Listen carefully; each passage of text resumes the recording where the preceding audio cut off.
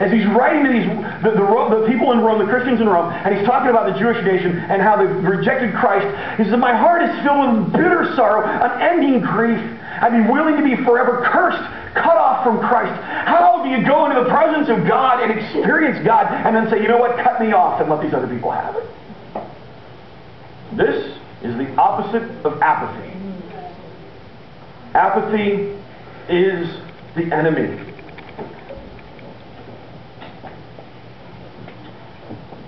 We see this same theme repeated in the life of Jesus in the book of Matthew, chapter 9.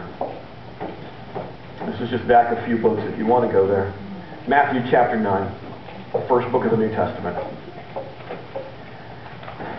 And it gives us a snapshot into the soul of Christ. How Jesus thought and felt. This man who lived 2,000 years ago, that there's more things written about him than probably anybody else, and there's more propaganda and misinformation about him than anyone else. Matthew 9, chapter 9, verse 35, starting in verse 35, Jesus traveled through all the towns and villages of that area, teaching in the synagogues and announcing the good news about the kingdom, and he healed every kind of disease and illness. And then look at his picture, looking at the people. When he saw the crowds, he had compassion on them because they're confused and helpless like sheep without a shepherd. When he saw the crowds, he had compassion. It tore his heart apart.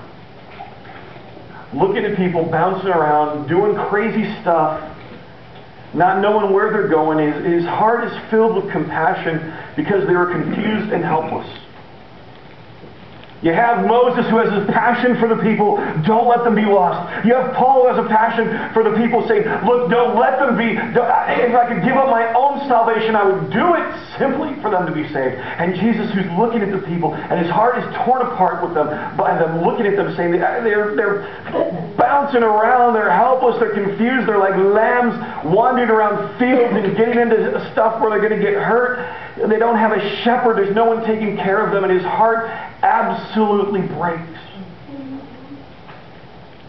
And my friends, when God looks at us, his heart absolutely breaks. When Jesus looks at us, his heart breaks, and it's really, really simple why. Some may be familiar with the fact that several months ago we lost a master entertainer, Michael Jackson. Michael Jackson did a song that I think really wraps up the reason that Jesus' heart is breaking so much. And it's one of those songs that you take a word and you give it new meaning, but if you take it back to its original meaning, you actually have more truth. It's a song that's called Bad.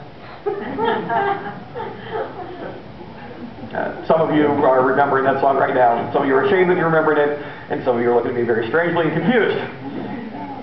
I'm bad. That's basically the song. I'm bad. You know, he tried to make it, it was supposed to be good. Bad was good. But if you take the song as bad, it's actually the most theologically correct song probably ever. It's called, in theological terms, the depravity of man, which basically means, apart from God, there is absolutely nothing good in you. End of story. I'm bad. Michael Jackson was more of a prophet than he or the rest of us knew. That may have been his only